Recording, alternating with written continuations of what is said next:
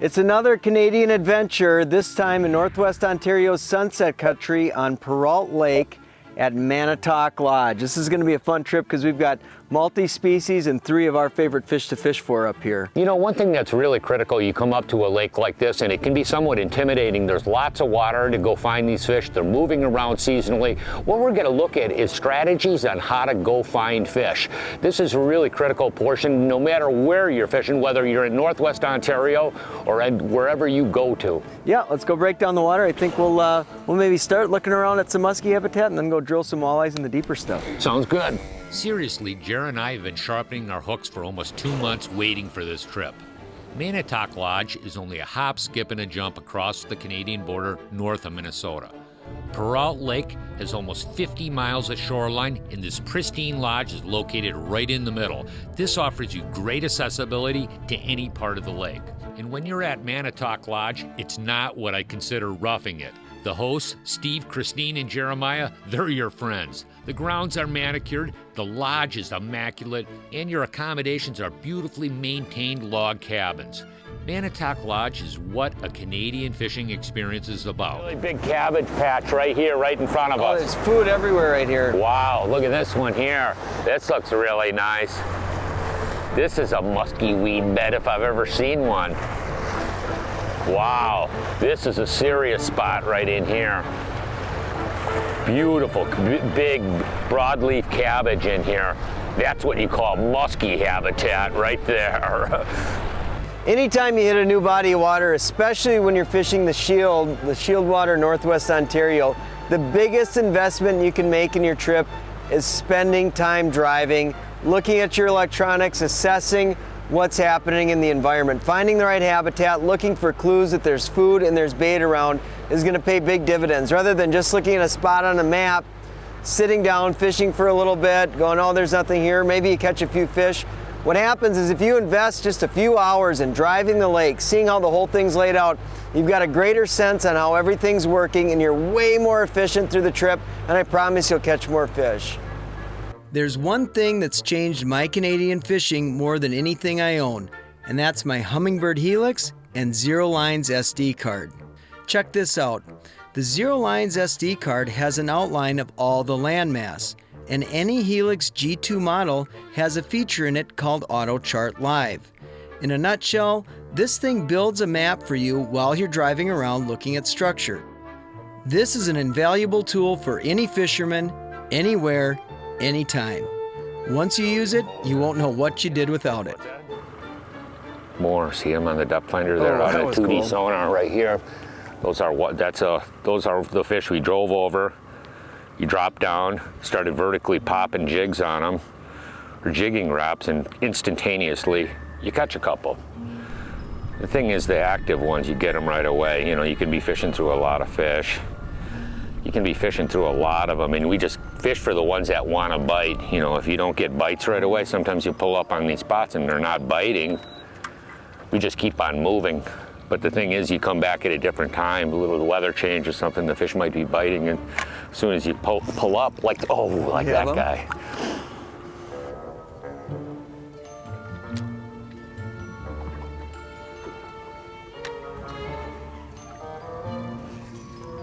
That's fish. Got him? I do, yeah. There you go. Better one? Feels like it. You may have to get the net out. Yeah. I don't know if it's a pike or a walleye. Let's see. I think it's a big walleye. Oh yeah, big walleye, Jim. Wow. Nice. Whoa. Wow. That's I saw a couple sitting down there, yeah. That's a good one, Jer. Yeah, for sure. Wow. Look at that. Absolutely. There we go. Got him. There you go. Nice. Sweet. That's a good fish. Let's just set him down for a sec here, Jimmy. That's what we're saying is these deep structures, what's so nice about it with your electronics, you can drive around really quickly to find the fish. Don't fish where there are none, yeah. You know? That's what I mean. You pull up on the spot, we pulled up on it in a minute, caught him, and you can see there's a bunch more down here. Oh, look at that, huh?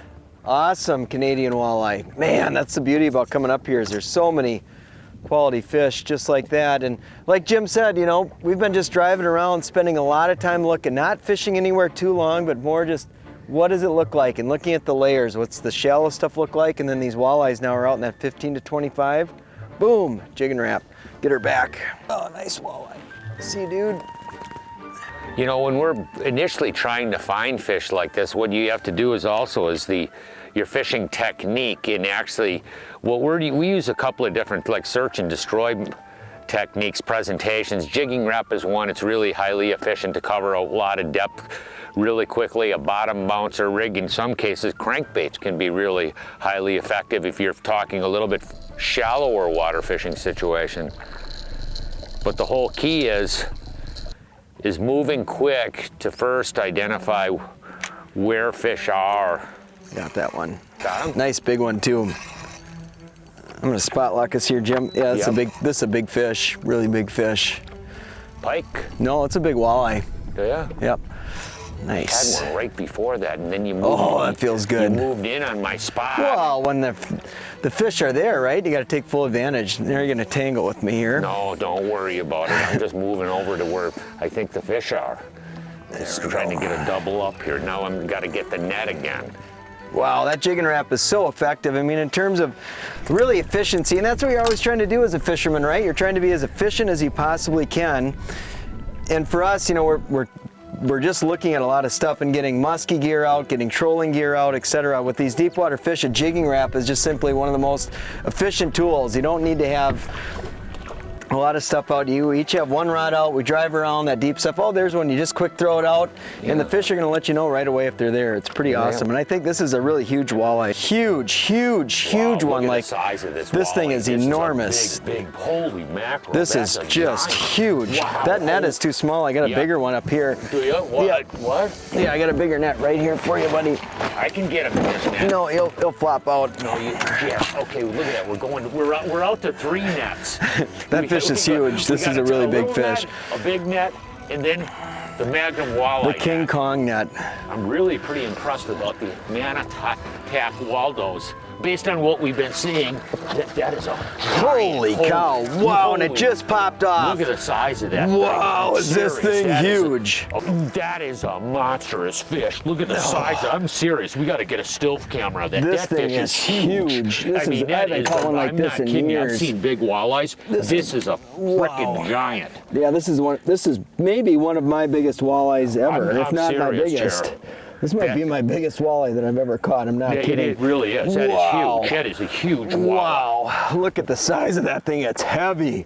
Big, heavy, giant. How do you like that? Never been to the lake before. Drive around, look at some different layers of habitat. Like our second spot, catch this. I'd say Northwest Ontario and Manotak Lodge is a good place to fish for walleye. That fish is probably like close to 12 pounds. That is a... Jimmy, look at the size of that critter, huh? I'm not kidding you. That thing is just enormous. Walleyes I've seen in years. That is a big fish. Gigantic fish. Wow, cool. I'm gonna put her in the live well, and then we'll get some still shots. Stills of her. Right now, Jim and I are up here, and it's mid to late summer. It's the second week of August, so we've really got 2 layers, what we call it, in play. Now, if we were up here in the spring, you could pretty much ride off any water that was deeper than about 10 or 12 feet. But late in the summer like this, we've got that water that's like 15 feet and shallower, and that water that's like 15 to 30 feet. So you've kind of got to learn a couple different spots. And right now, the muskies, the smaller pike, and the bass are in that 15 foot and shallower, and these walleyes are out deeper. The nice thing about the fish that are deeper is they're a lot easier to find. If you master your electronics or just have good electronics, you can just drive and look at habitat that looks good. You can see in front of us here, classic Canadian spot. Big gull rock there, rocky reef out in front, shallow rock taper that dumps into the basin, and right on the edge of that, once you know it, there's walleyes. And so with that deeper stuff, we don't really have to fish until we mark fish with our electronics. Now the shallower stuff, we'll go through and we'll look with our eyes and see what the habitat looks like, and then we actually have to fish it to see if there's fish there. But for this deeper walleye stuff, man, it's just slick. You drive around, you go, oh, there's some fish. You drop down, catch a few, move on to the next.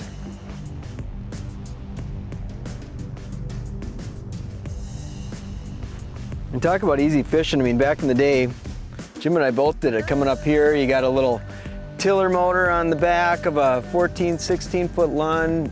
Maybe you were lucky enough to have a flasher. Now you drive around with state-of-the-art electronics, you create maps of your own lakes with AutoChart Live. You've got an Altera, a Trover, an Ultrex, you spot lock on a spot that's loaded with fish and you sit there and catch. I mean, talk about how awesome technology can be for a fisherman. That is really sweet stuff. You know, there's a couple of different presentations or retrieves you can fish with this jigging wrap. Right now, when you look at a Canadian lake like this, because we have so much rocks, it's really critical when you're fishing rocks to be fishing relatively vertical. If you start pitching the bait away from the boat and jigging it back, and we do this a lot on a lot of different bodies of water, and you can do it up here too, but you have to be on more sand or gravelly type bottom composition. When you get into these boulder fields, you'll be losing a lot of baits. But you can fish it. It's really highly efficient in big boulders, but then again, what we're doing is just fishing really straight up and down vertical. Isolating, you see the fish on the electronics, we drop it to the bottom, raise it up a foot or two off the bottom, pop it up and down. You know, you're not bouncing it on the bottom a real lot. Otherwise, you'll be losing baits. The one thing that I did with this bait, I modified it slightly, is I cut the lead or nose hook of the bait off, and we do this a lot, and we got fishing for deep water smallmouth bass in fall. When you're fishing in lakes that have a lot of zebra mussels, it'll sort of help minimize the amount of snagging with the bait. Biggest thing with this presentation, bar none, a lot of people say, no, you know what, I've tried that and I've never done that well. The whole key with this bait is really interesting, is you have to be fishing it on a slack line. And what I mean by that is you take it and let the free, you'll notice I pop it up, but then what you do is you give it a slack line and let it fall back to the bottom. You don't want to tight line it back to the bottom. Here's some right here, It actually slows the speed of the way the bait moves to the bottom, and you don't get as many bites when it's jumping erratically is what the goal is.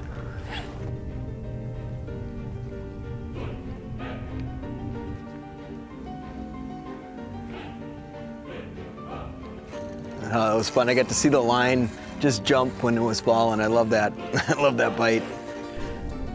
Such a reaction bite with these fish. It's just amazing how they just, you know, you can go through these fish oftentimes with a jig and a minnow, a jig and a crawler, and you'll pick one up here and there, but man, the jig and wrap reaction bite is amazing. This is another, just another, I don't know, 5-6 pound walleye, just a monster. Yeah, can I have the net, please? Yep. Unbelievable. I'll take the bigger one, please. Oh, no. You know, I don't, Jimmy likes to give me the little net. Little does he know that I'm on the big fish program here. This is an amazing, amazing deal. You know, there's so many lakes in Ontario that have... Wow. What, Jared? So many lakes in Ontario that are full of eater walleyes, and then you get into lakes like Manotak that's on Perrault here, and it's got giants, man. I'm not kidding you, we've been doing this just for a little bit this morning. I'm just like, I want a musky fish so bad, but we're seeing so many walleyes, and I can't tell you how many fish I've caught over 6 pounds. It's just incredible. In like no time flat, just drive around, throw this out, tunk tunk, and of course plenty for shore lunch. Check this dude out, this is just awesome. And he just crushed it, man. The pliers? Yeah, it really is. It's amazing the average size of the fish we've been seeing in here. There's some real whopperinis. Ooh, big old walleye. Anybody that comes to Canada says, you know what I like to do in Canada? I like to catch big walleye. This is a good place to do it, man. Spent a lot of time, I mean, I've been pretty fortunate to spend a lot of time in Ontario, Northwest Ontario, and other parts of Canada. And we film up here a lot, and for good reason. I sincerely love this place. This is my favorite place on the planet to fish. It's just spectacular. The scenery's out of this world.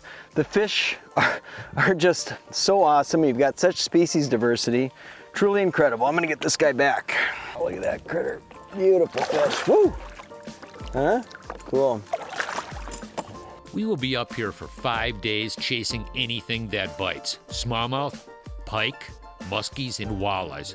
One thing I have to say about Perrault Lake, you can have your cake and eat it too. This lake has giant walleyes in numbers. We'd pull up on a spot and catch a fish on almost every single drop. Perfect for shore lunch. And that is almost a rite of passage for any Canadian adventure. Shore lunch is the same every time. delicious. You know, I actually, when I was going to college, I actually guided at a fly-in fishing camp, probably about an hour and a half south of here, and I used to cook shore lunches all the time. And actually, still, it's sort of some really fond memories from when I was going to college and guiding up here. It's such a beautiful area, it really is. I mean, you get days like today, you go on like this lake here out Perrault Lake. I mean, it's just incredible fishing. It really is. What we've seen over the last couple of days, you know, we've seen 30 to 40 pound muskies, big smallmouth bass, 10, 12 pound walleyes. I mean, there's a lot of big fish in these systems. And they're actually, the interesting thing is many of these systems are getting better these days because of a lot more selective harvest, and we're seeing a lot better fisheries in these lakes up here, even up here, you know, where they used to harvest all the, you know, to keep on vacuuming these fish out of these systems, and they don't do that anymore. They have an 18-inch slot limits on this lake, so they don't take those bigger brood stock out, and you actually see it. That's why you come up to this lake, you know, you see we've spoken to some of the guests that are here, and they've actually caught, you know, 10 walleyes over 30 inches over the last week. I mean, it's really pretty impressive. So there's better walleye lakes, there's better muskie lakes, better pike lakes, and better bass lakes, but you're not really going to find a better lake to come and where you can catch a 30-inch walleye, a 50-inch muskie, and a 40-inch pike in the same day. Not too many lakes around here you can do that at. And he forgot to mention the great smallmouth fishing. On any trip like this, you have to be versatile and rigged for all species. James and I took full advantage of every opportunity on our 5-day adventure up to Perrault Lake. When the weather broke and was flat, calm, and sunny, we would chase after smallmouth. When there was a beautiful walleye chop and we were hungry for shore lunch, we would go out to the deep break and pop walleyes at will. But honestly, our true passion is chasing giant muskies. Like we talked about earlier, doing a lot of research, driving around looking for walleyes is imperative. The same goes for finding muskies, except you're not using your electronics, you're using your eyes. Spending time learning these spots. Jim and I have been doing a lot of exploring, you know, looking at, you know, we've driven this entire lake, and this particular piece of structure that we're on right now, big rock tabletop, and it's a saddle with weeds in between two areas. It's been full of bait. And look at this, muskies. You find these areas, and luckily the fish showed up. We spent hours driving around and finding the biggest cabbage beds on the lake, and we dropped waypoints on the thickest clumps. You can see all the coordinates, Jeremy. Jeremy is not afraid to put down coordinates. The general rule of thumb is the bigger the structure and the more cover and bait fish, the more predator fish. The only way to know if there's fish on these structures is to fish it. We put the pedal to the metal and moved pretty quick with bucktails to see if we could bring up some fish. And it worked like a charm. In some of these weed beds, we'd pull up 6 or 7 fish and even dump 1 or 2. Got her. Got her? There you go. Yes, sweet. Yes, awesome, buddy. Oh, she came Oh, Jim! Oh, that was a huge fish, man. I had her. I don't know, man. I had her. I had her stung good. Oh, shoot. I thought I saw her too. Boy, she was a big head. Oh. That was a really big muskie. But after all is said and done, it boils down to timing. You got to be on the right spots at the right time, and you will have success no matter what the species you're chasing. Man, there's just some really big fish in here. Wow. Classic spot, point of an island. Jeez, they're just massive fish. Look at the size of that thing. Thing's huge. Holy cow. Look at that. I mean, this place is, tell me that's not awesome? This is like, I'm having a hard time catching eaters because this is what I've been catching. This is insane, man. We're on a lake that has muskies, and if you told me that we were gonna go walleye fishing on this muskie lake, I'd be like, I'll take the muskies over the walleyes, but this is like, when you get a chance to catch walleyes like this, holy cow, man, this is crazy. Look at this thing. Where do you see this? This is another one of those fish that's probably gonna break that magical 3-0 number. Isn't that crazy? Look at that. Unbelievable. How many places can you go to and have a legitimate shot at catching one of these every day you're out on the water? It was unbelievable. Just a giant. Wow.